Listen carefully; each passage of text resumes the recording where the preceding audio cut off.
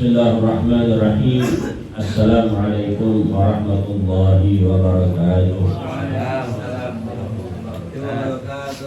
Alhamdulillah, innal hamdalillah nahmaduhu wa nasta'inuhu wa nastaghfiruh wa na'udzu billahi min shururi anfusina wa min sayyiati a'malina. Man yahdihillahu fala mudilla lahu wa man yudlil fala hadiya lahu. Asyhadu an la ilaha illallah wahdahu la syarika lahu wa asyhadu anna sayyidana Muhammadan abduhu wa rasuluh. Allahumma salli wa sallim wa barik wa karim wa atim ala sayyidina wa nabiyyina wa syafi'ina wa qurrati a'yunina sayyidina Muhammadin.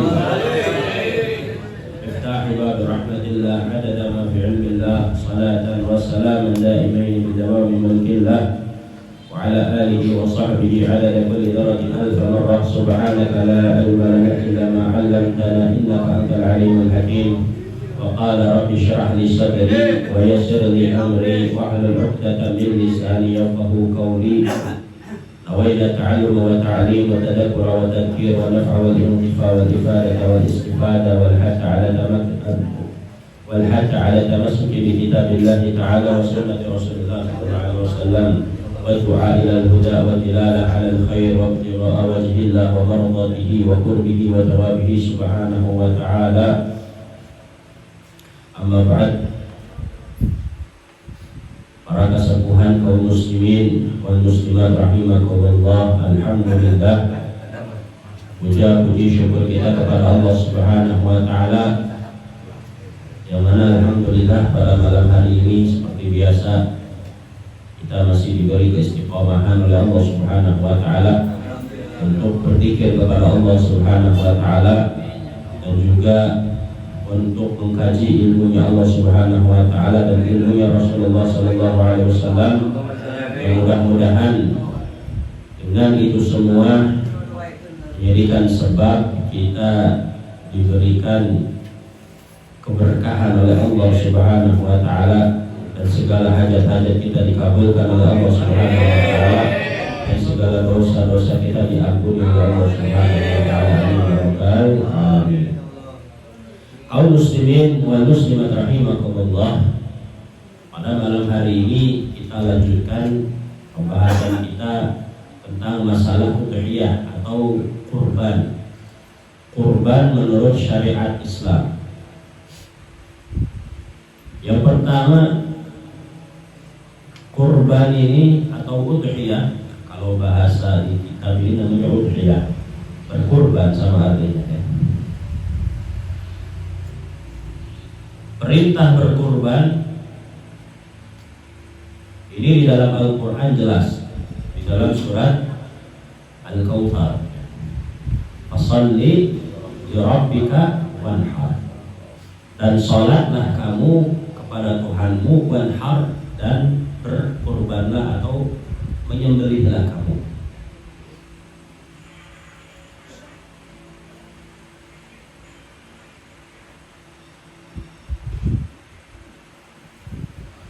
Dan juga di dalam hadis Nabi Muhammad SAW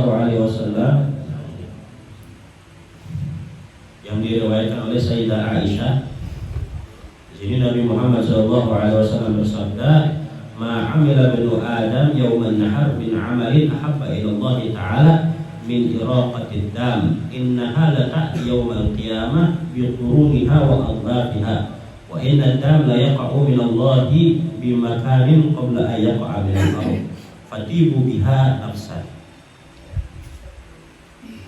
Di sini hadis yang diriwayatkan oleh Sayyidah Aisyah ini membahas tentang kurban juga atau membahas tentang udhiyah.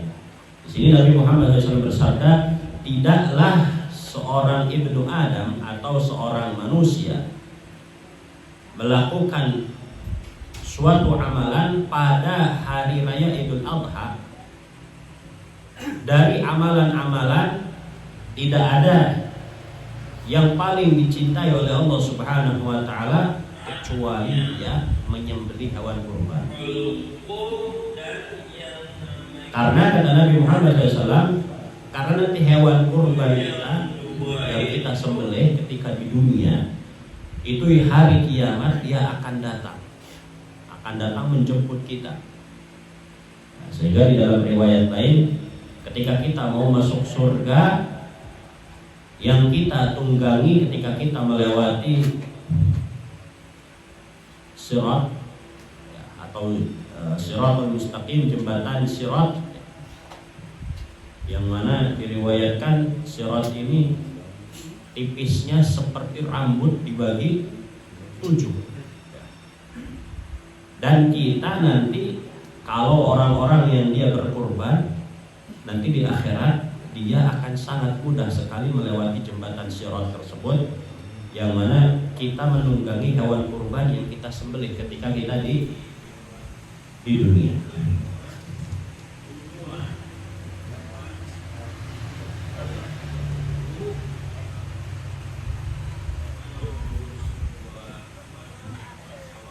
Itu hadis tentang kurban.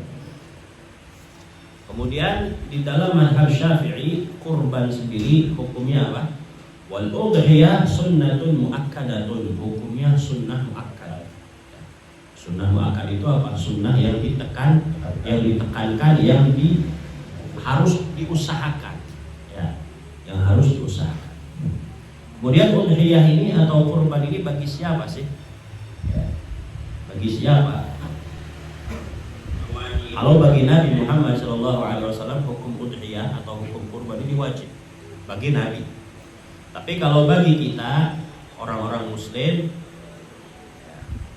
maka disunnahkan atau sunnah muakkad kalau dia seorang Muslim yang sudah balik dan sudah berakal, dia orang merdeka dan dia mampu untuk menyembelih atau membeli hewan kurban tersebut. Mampu, batasan mampu di sini bagaimana? Kadang-kadang kita ini karena menganggap berkurban ini hukumnya sunnah, sehingga ya udah kita mengabaikannya. Ada sunnah iya. Kadang-kadang kita berpikir seperti itu. Nah, di sini dianjurkan sangat bagi orang yang mampu di sini bagaimana? Man yaqdiru 'alaiha fadilatan an hajatihi wa hajati ma'unatihi yawmal 'id wa ayyam tasyrik li'anna dzalika waqtuha.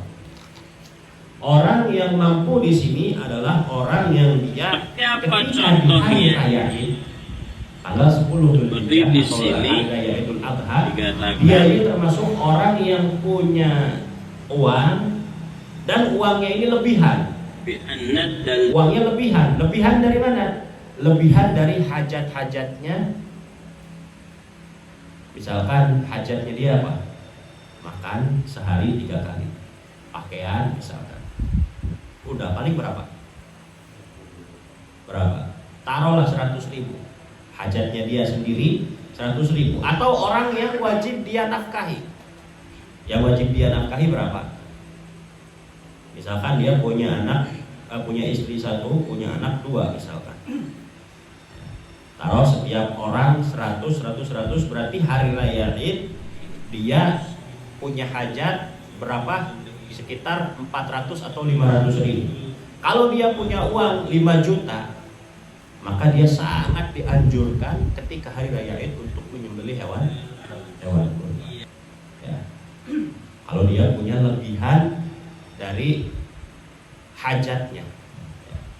Kalau pas-pasan ya nggak dianjurkan. Walaupun dia maksa kayak gimana pun, tetap nggak dianjurkan. Tapi kalau dia mau mendapatkan pahala, ya.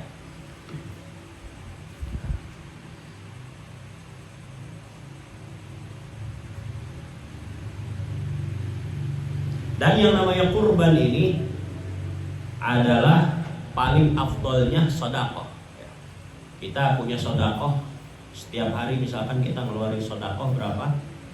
Taruh kita setiap hari mengeluarkan sedekah 5.000, 10.000 selama sebulan, itu nggak ada apa-apanya dengan kita berkurban.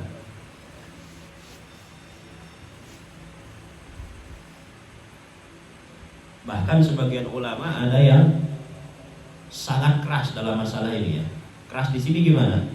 Ya sekarang kita bisa beli ini itu dari perkara-perkara dunia, masa kita nggak mampu untuk berkorban? Ya.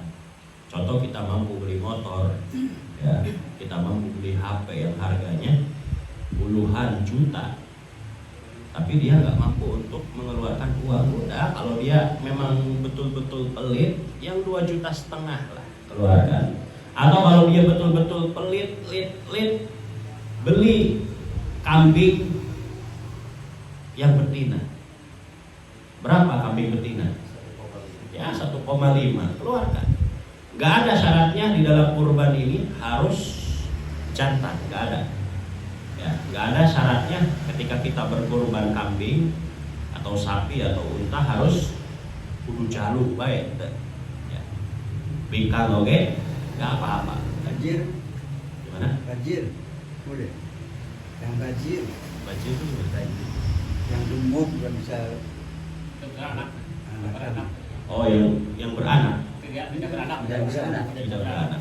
Nggak apa-apa. Bebas umur. Nah, untuk umurnya nanti kita bahas. Ya, untuk umur kita bahas. Kemudian di sini Imam Syafi'i sampai mengatakan la urakhis fi tarkiha liman qadara 'alaiha. Saya tidak memberikan rukhsah, saya tidak memberikan tidak memberikan keringanan bagi orang yang meninggalkan kurban sedangkan dia mampu. Imam Syafi'i sampai mengatakan seperti itu. Saya nggak memberikan rukhsah, saya nggak memberikan nggak memberikan keringanan bagi orang yang meninggalkan udhiyah atau kurban sedangkan dia ini mampu untuk melakukannya. Maka di sini para murid-murid Imam Syafi'i mengatakan maksudnya adalah makruh. Makruh itu sesuatu yang dibenci di lehernya.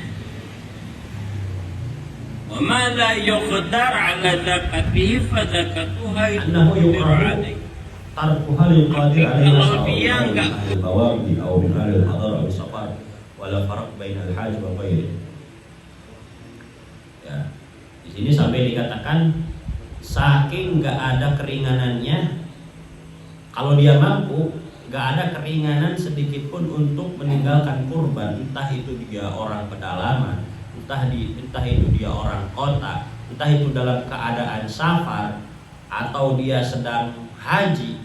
Pokoknya kalau dia mampu harus mengeluarkan, walaupun dia lagi haji, ya. Walaupun dia lagi haji. Faqadha sallallahu alaihi wasallam fi Mina an-nisa'ihi bil baqar, rawahu Syaikhan. Di dalam hadis dikatakan Nabi Muhammad sallallahu alaihi wasallam berkurban ketika di Mina, berarti ketika haji. Nabi Muhammad berkurban di Mina untuk istri-istrinya dengan sapi.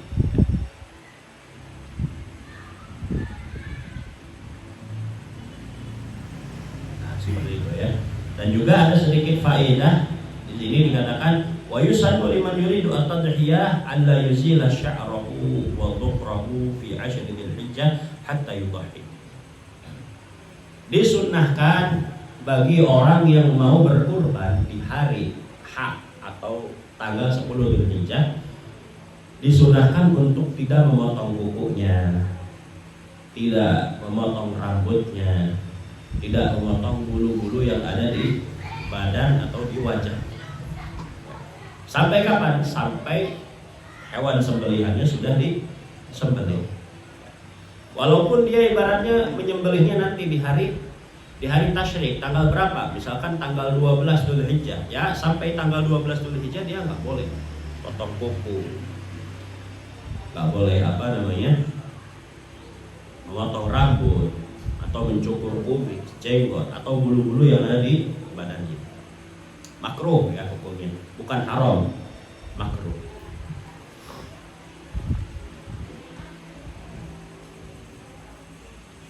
Walaupun itu hari Jumat ya. Walaupun itu hari Jumat, kan hari Jumat itu kita dianjurkan untuk potong kuku. Tapi bagi orang yang mau memotong hewan kurban, maka tidak dianjurkan atau tidak disunahkan sampai kapan? Sampai dia betul-betul sudah sudah memotong hewan kurban.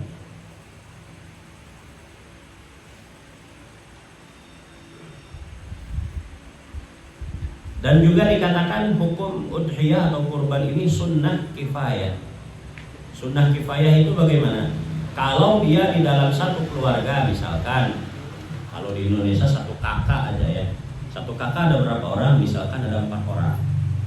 Dalam satu kakak ada 4 orang, satu orang dia sudah berkurban, maka yang lainnya nggak apa-apa, nggak berkurban. Misal di dalam keluarganya ini ada 4 orang, bapaknya, ibunya, anaknya 2 misalkan. Si bapaknya ini sudah membeli hewan kurban dan dia menyembelih hewan kurban, maka si ibu, si anak-anaknya udah nggak dianjurkan. Bukan nggak dianjurkan, nggak apa-apa kalau dia nggak memotong hewan kurban. Nah, kemudian hewan apa saja sih yang diperbolehkan disembelih ketika hari raya Idul Adha? Yang pertama adalah kambing atau domba. Apa bedanya kambing sama domba? Kalau domba itu tanduk, kupingnya kecil. Kalau kambing kupingnya panjang. Perbedaannya di mana? Jelas ya tadi. Tapi kedua-duanya disamakan kategori ya. Termasuk kambing atau domba. Terus kapan si kambing atau si domba ini boleh dipotong? Kalau kambing, ini perhatikan, kalau kambing itu harus usianya sudah 2 tahun. Ya, usianya harus 2 tahun atau 1 tahun masuk ke 2 tahun. Kalau domba umurnya harus 1 tahun. Beb, gimana kalau belum unglah? Ya. Walaupun belum unglah, giginya belum patah, nggak apa-apa. Ya. Karena itu cuman sebagai tanda saja. Karena banyak sekarang ini pedagang-pedagang yang curang baru usia berapa? Usia 5 bulan, karena dia butuh uang, tarik giginya sampai patah, dibilang ini sudah pulang ya. Pokoknya kalau domba, perhatikan, kalau domba itu usianya 1 tahun. Kalau belum 1 tahun bagaimana? Boleh minimal 6 bulan ya. Kalau domba ya. Kalau domba minimal 6 bulan.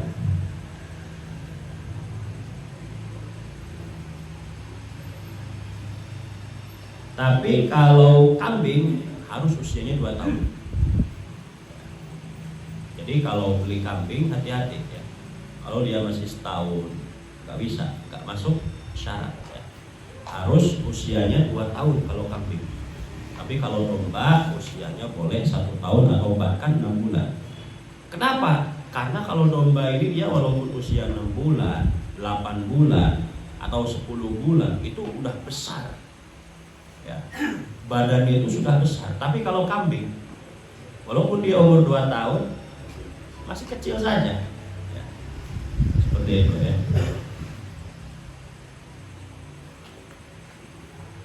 Itu kalau kambing atau domba. Buat berapa orang? Buat 1 orang ya.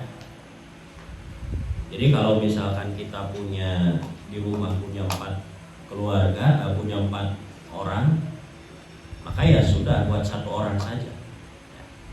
Tapi kalau sapi atau unta itu buat 7 orang. Jadi kalau ada orang patungan ya, kemudian membeli sapi sah.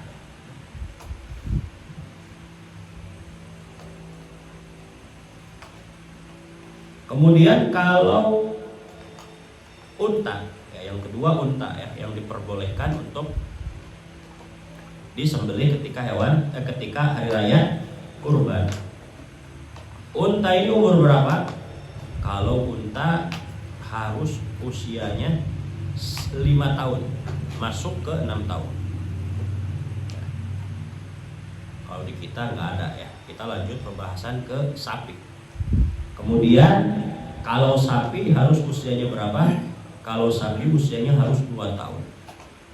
2 tahun masuk ke 3 tahun.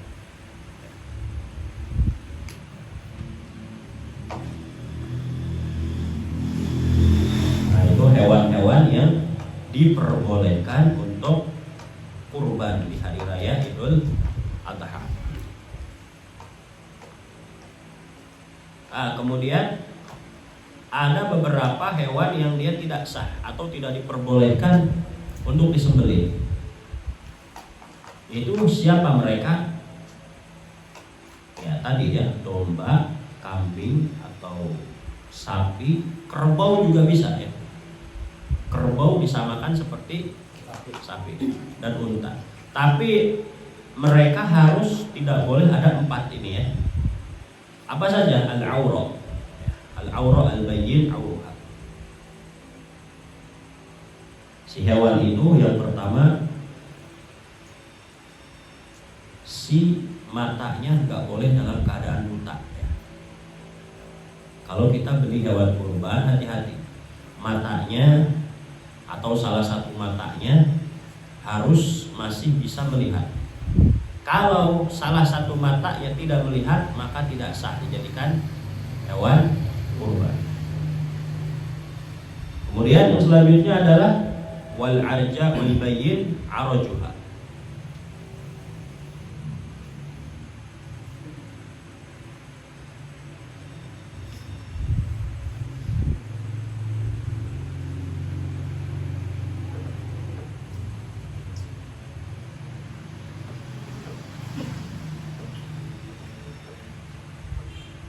Hewan yang dia pincang kakinya ya.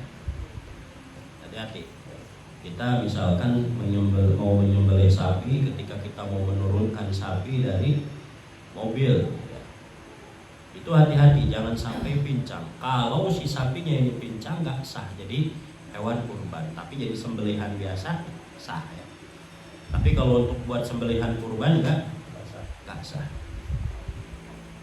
Yang ketiga yang tidak diperbolehkan adalah wal maridah al-bayyin maraduha.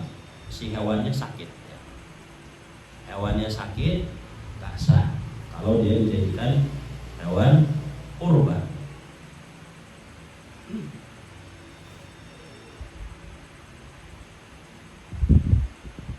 Kemudian yang keempat yang tidak diperbolehkan untuk disembelih walaupun dia memenuhi syarat, yaitu wal ajfa. Wal ajfa itu apa? Yang gila ya. Gila si siapa namanya? Si hewan ini gila. Nah, terus gimana kita mau mengetahuinya ya? Ya harus bertanya kepada orang yang ahlinya. Apakah hewan kurban kita ini gila atau enggak? Cuman biasanya katanya ada ciri-cirinya kalau hewan tersebut gila.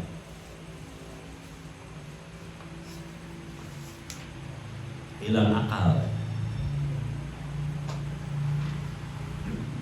Kemudian ada yang diperbolehkan. Apa itu al-khasi wal maksurul qarn? Seperti di Arab itu si hewan kurban kalau dia jantan, maaf, si telurnya itu dipotong ya, masih hidup-hidup. Karena supaya enak katanya dagingnya. Itu bagaimana boleh kalau seperti itu ya? Si telurnya dipotong boleh. Wal maksurul qarn, kalau patah tanduknya bagaimana? Boleh ya. Karena tanduk itu bukan bagian dari daging. Kemudian ada lagi yang tidak diperbolehkan. Hewan-hewan yang tidak diperbolehkan kalau si hewan tersebut yang pertama al-maqtu'atul udhun, telinganya nggak ada. Mau dia telinganya nggak ada ini memang dari kecil, atau misalkan telinganya ini karena si hewan ini jatuh misalkan atau kecelakaan sehingga telinganya nggak ada. Maka kalau terputus telinganya, mau dari kecil atau dari lahir, tetap tidak diperbolehkan untuk jadi hewan kurban. Kemudian yang kedua yang tidak diperbolehkan wadanam, ekornya putus ya. Si ekornya ini putus, mau dari kecil, mau sudah misalkan udah gede si hewan tersebut, maka nggak boleh dipakai untuk kurban. Waktu kita menyembelih kapan? Waktu tabhi min waktu salatil Id ila ghurubi syams min akhir ayyam tasyrik. Waktu masuk kita mulai menyembelih adalah ketika kita selesai sholat Id. Habis sholat Id di situ sudah masuk. Dan kita diperbolehkan untuk menyembelih hewan kurban sampai kapan? Sampai terbenamnya matahari di hari tasyrik yang ketiga. Kapan? Tanggal 13 Dzulhijjah. Maka kalau sudah melebihi itu, maka hewan tersebut tidak dinamakan hewan kurban, tapi sembelihan biasa.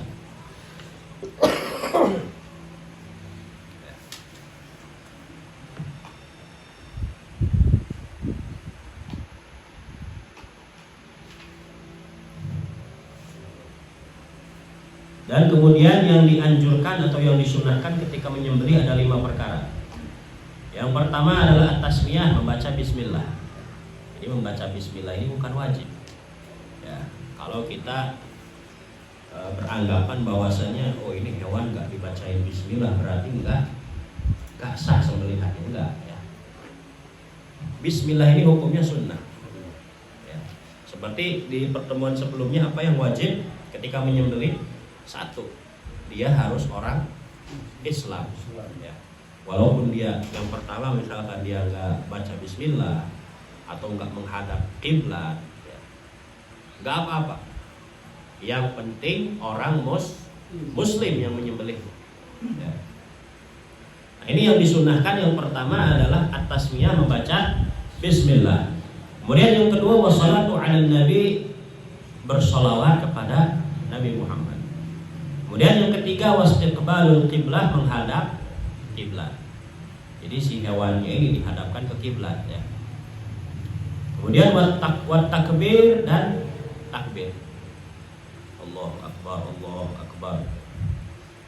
Kemudian yang terakhir wa du'a'u bil qabul, setelah itu baru doa.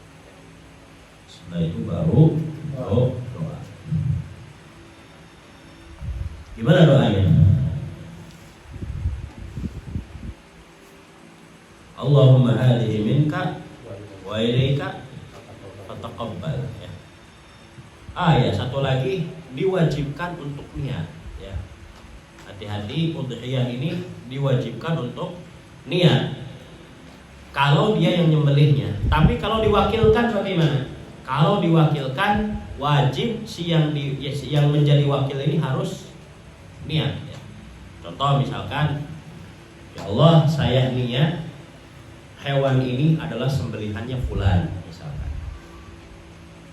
Tapi kalau kita langsung yang menyembelihnya ya sudah, ya Allah saya niat untuk udhiyah atau untuk memotong hewan kurban. Tapi kalau diwakilkan, si wakilnya harus membaca ya. Makanya kan kadang suka ada orang yang memotong ini diserahkan tulisan ya. Itu maksudnya buat niat ya. Buat niat, ya Allah ini adalah sembelihannya fulan bin fulan dan fulan bin fulan ya. Seperti itu. Kalau orang yang sudah meninggal gimana? Orang yang sudah meninggal gimana? Sudah enggak dianjurkan ya. Sudah enggak dianjurkan untuk kurban. Begitu juga akikah ya. Orang yang sudah meninggal ya sudah enggak dianjurkan untuk itu. Bisa dipahami ya. Sampai sini sebelum kita lanjutkan ada pertanyaan. Habib, tadi masalah kurban patungan. Sekarang karena tidak punya, tapi menyisikan seperti kalau arisan apa namanya gitu ya. Itu apakah ada asal usul atau dari kita apa kita bolehkan kita patungan dengan cara menabung lah, tidak tahu apa gitu, sedikit kan berkorban tapi dihutang lah kalau dikatakan gitu. Gak ada ceritanya apa ada kalau dari mana itu asal isinya apakah ada tidak itu aja. Kalau masalah apa namanya arisan kurban ya sebetulnya ya nggak ada tuntunannya, nggak ada. Untuk tuntunan pada zaman dulu nggak ada. Cuman apakah sah apa nggak sah, boleh ya. Kenapa kok diperbolehkan? Jadi nanti masuknya ke bab tentang hutang piutang. Hutang piutang. Jadi kita ditalangi dulu sama orang, ya setelah itu nanti kalau bagian yang orang itu mau berkurban ya kita harus mengganti. Ya arisan saja arisan, nggak apa-apa ya. Jadi hukum di apa namanya yang namanya hukum. Jadi dalam usul fikih itu ada bahasanya. Pada hakikatnya sesuatu yang ada di muka bumi ini hukumnya boleh, kecuali kalau ada syariat yang melarangnya. Ya. Dalam usul fikih yang jelas, apapun itu, setiap amalan yang dilakukan kita di muka bumi ini hukumnya pada dasarnya boleh, tapi kalau ada syarat yang apa namanya yang melarangnya maka baru tidak boleh. Kayak contoh arisan, apakah ada dalil syariat yang melarangnya? Enggak ada. Ya. Walaupun ibaratnya ada hadis-hadis Nabi apa namanya yang seperti apa? Kullu bid'atin dhalalah misalkan ya, segala apa namanya bid'ah sesuatu yang baru itu hukumnya sesat. Sebetulnya yang seperti apa sih yang disesatkan itu? Makanya saya katakan pada hakikatnya, pada dasarnya di dalam usul fikih dikatakan segala amalan yang ada di muka bumi ini hukumnya boleh selagi nggak ada syariat yang melarang. Kalau ada syariat yang melarang baru perkara tersebut tidak boleh. Allahu a'lam. Kemudian selanjutnya adalah kalau dia kurbannya adalah kurban yang nadar. Maksud nadar ini gimana? Contoh, ya Allah, saya ini nadar nanti bulan Dzulhijjah tanggal 10 saya pengen menyembelih kambing. Maka hukum udhiyahnya atau hukum kurbannya wajib, bukan sunnah ya. Sehingga dia tidak boleh memakan sedikit pun hewan kurbannya ini. Kalau kita sudah nadar, kita sudah nadar membeli hewan kurban, kemudian hewan kurbannya ini ketika disembelih kita nggak boleh memakannya sedikit pun, nggak boleh, harus dibagikan semua. Tapi kalau kita udhiyahnya atau kurban yang sunnah, maka boleh kita memakannya. Nah di sini Imam Nawawi membagi ya. Hendaknya hewan sembelihan kita itu dibagi 3. Sepertiga yang pertama buat yang kurban, sepertiga yang kedua diniatkan hadiah untuk orang-orang kaya, sepertiga yang ketiga ini diniatkan untuk sedekah bagi orang-orang yang fakir dan miskin. Itu yang paling afdal. Tapi kalau kita misalkan seperti ini bagaimana? Contoh, yang sepertiga buat kita, yang 2/3 buat fakir miskin nggak apa-apa. Atau misalkan semuanya mau kita sedekahkan, kita cuma memakan 1 kilo saja nggak apa-apa. Atau bahkan seperti ini, yang disedekahkan cuma 1 kilo, sisanya dimakan sendiri, nggak apa-apa. Cuman berarti dia bakhil. Ya ini kurban buat apa kan? Tentu ingat seperti itu ya. Nah, kemudian wala yabi'u minal udhiyah, dan nggak boleh menjual barang-barang, bukan barang-barang ya, daging atau kulit atau segala sesuatu yang ada di hewan yang kita kurbankan ya. Seperti apa? Kepala, kaki, kulit. Adapun kalau sudah kita hadiahkan nggak apa-apa ya. Contoh, saya berkurban, saya hadiahkan kepada seseorang. Oleh seseorang tersebut boleh dijual. Tapi kalau sama orang yang berkurban ya nggak boleh dijual ya. Haram hukum.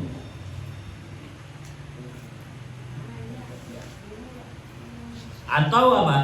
Atau kita menjadikan seperti apa? Seperti dagingnya atau kulitnya atau kepalanya sebagai hadiah, sebagai ujroh. Ujroh ini apa? Honor ya, bagi orang yang menyembelih misalkan, atau orang yang ngisip misalkan, nggak boleh ya. Ujrohnya atau bayarannya harus apa ya? Berupa uang. Nggak boleh kita ngambil dari, kalau di kita ini kan kebiasaan sudah ya. Dia yang nyisir atau dia yang nyembelih dari dapat kepalanya satu atau kulitnya satu, nggak boleh, haram ya, nggak boleh. Kalau mau dikasih uang dulu ya, kasih uang nih apa namanya, bayaran kamu. Nah nanti adapun kulitnya ya udah ini hadiah, bukan, jangan kali itu kita bilang sebagai upah, tapi dibilang ini hadiah buat kamu udah. Ya, seperti itu ya. Allahu a'lam. Ada pertanyaan? Dan dibagikan dalam keadaan mentah. Ya. Dibagikan dalam keadaan mentah. Sunnahnya. Kalau dalam keadaan matang bagaimana? Enggak apa-apa ya. Cuman sunnahnya atau afdalnya dalam keadaan mentah. Cukup ya, wallahu a'lam. Mudah-mudahan kajian kita pada malam hari ini bisa kita amalkan dalam kehidupan kita sehari-hari, dan mudah-mudahan kita diberi rezeki oleh Allah Subhanahu wa taala untuk bisa berkorban. Amin ya rabbal alamin. Wassallallahu ala sayyidina Muhammad wa ala alihi wasallam. Walhamdulillahirabbil alamin. Wassalamualaikum warahmatullahi wabarakatuh.